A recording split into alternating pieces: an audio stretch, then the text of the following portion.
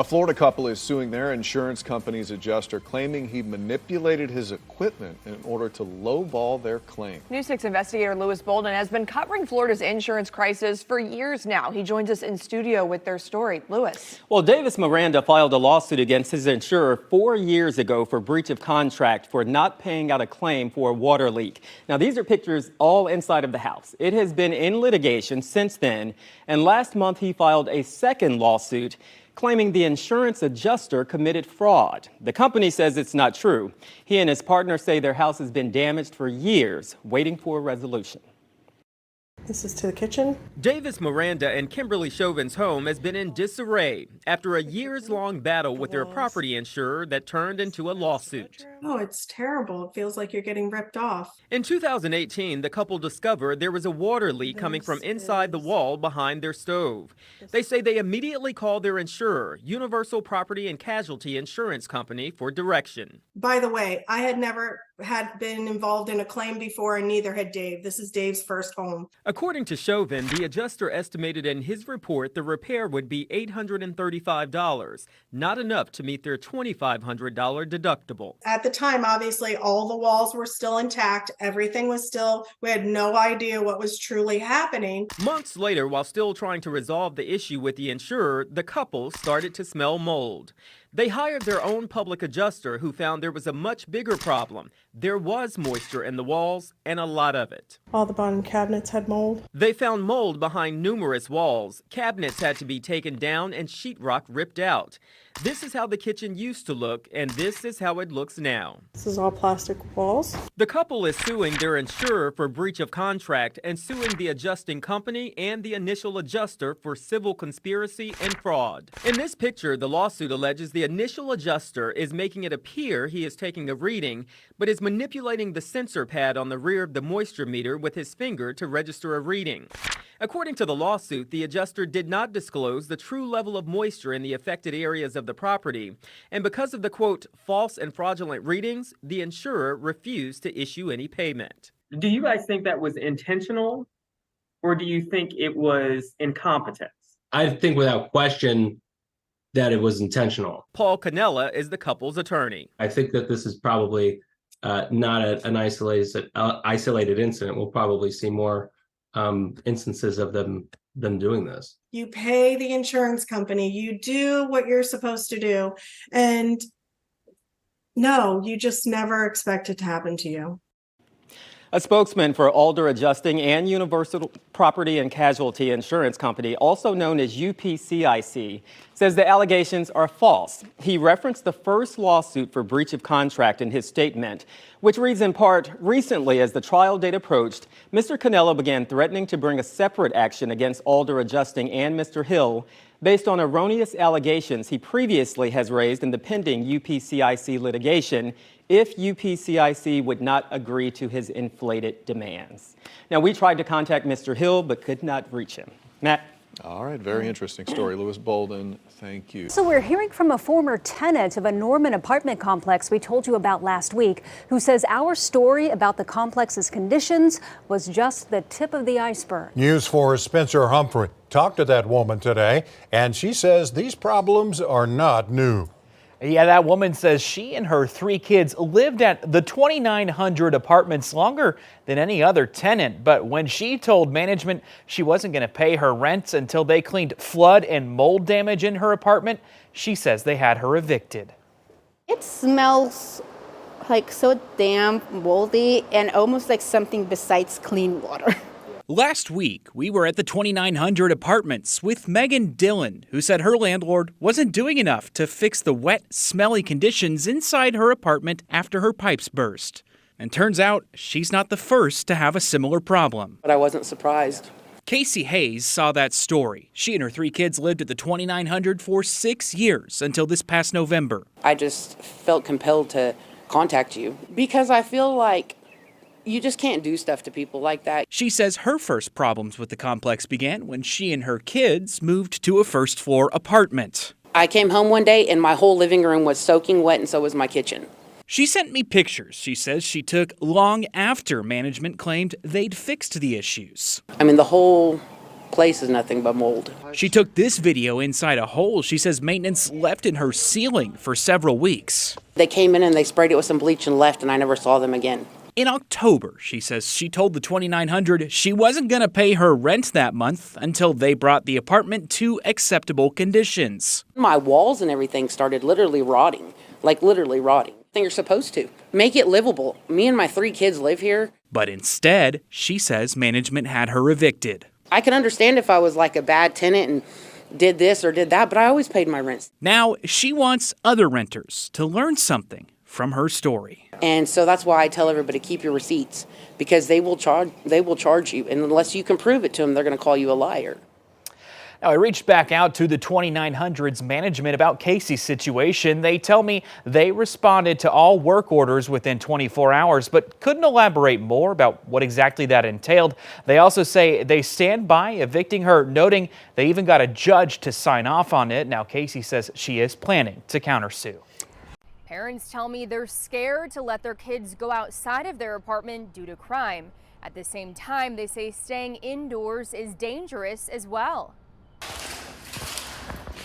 Stepping through sludge, walking past walls covered in mold. It's scary. I tell everybody I'm afraid to live here. Joseph and Emily Parthmore used to live in this basement unit with their kids at Greenwood Village Apartments, also known as South Park. I can't have my kids living in feces. Because then if children's service comes out here, they're going to get ripped out of me because of you guys. I can't risk my kids. I can't. So the couple moved to an empty unit in the same building, but the mold is still making itself known. We have to feel like we have to fend for our own lives in a situation. I don't know what else to do. They say living in this situation sent them to the hospital and doctors multiple times for lung problems. And the couple tells me management's no help. I asked them, I was like, what if you was in that situation?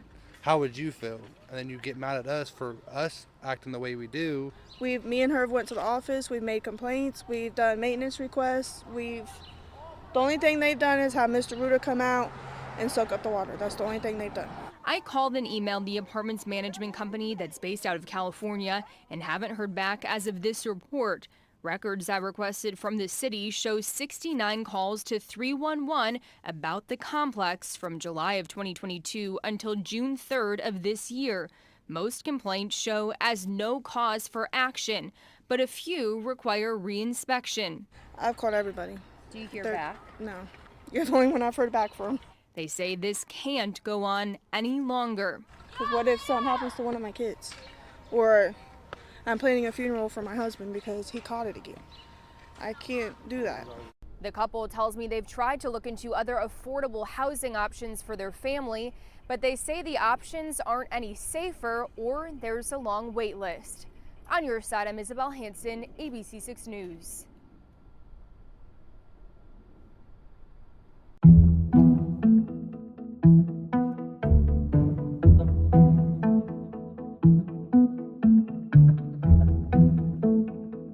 A young Sevierville woman says that her mobile home is so unhealthy, she has actually moved her kids to live with relatives. The mother of 3 says the trailer she rents is filled with mold. She told 6 on Your Side consumer reporter Don Dare she stopped paying her rent. Then just recently, she was sent a 30-day notice. Don. Well, that's right, Bo. The notice says she owes more than $1,000. Amanda Trenham says part of her kitchen was flooded last year. Then her hot water heater broke, flooding her utility room just recently. She said a few repairs were made, but there is still mold throughout her home. So she withheld part of her rent over the past few months and refused to pay all of her rent most recently. Now management is threatening to evict her. All this is molded. Amanda Trenham pointed to unrepaired and moldy drywall behind her stove that had been soaked by rainwater. Just peeling off, isn't it? Yeah, this was actually falling down onto my stove, and if we tried to cook, I guess the moisture from it was making it fall down. She cleaned the cabinet below the sink, but you can see where it had been wet from the leak in the wall. When it rained, this whole stove would be covered in water, which was running down onto the electrical panel. You can see the outside of the trailer through the crack right there. This is where all the mold comes in. Amanda says her hot water heater started leaking several weeks ago. The leak was plugged, but you can see sheetrock on one side of the water heater that's moldy and deteriorating. The wall has actually caved in. Right down here. Yes. You moved everything out of here. Yes. Because of the mold issue. Mm-hmm. And over here in your bathroom, you have another problem? Yes. Under this sink, there is more mold. Sure is. Woo! Holy smoke. Oh, my. There's mold buildup on the wall to her bathroom cabinet. Another leak, this one a bad one, came from a hole in her bathtub. We let them know a little over a year ago that it was flooding into the floor. They come in, took the wall down to see where it was leaking from. They never put the wall back. They never came to repair it.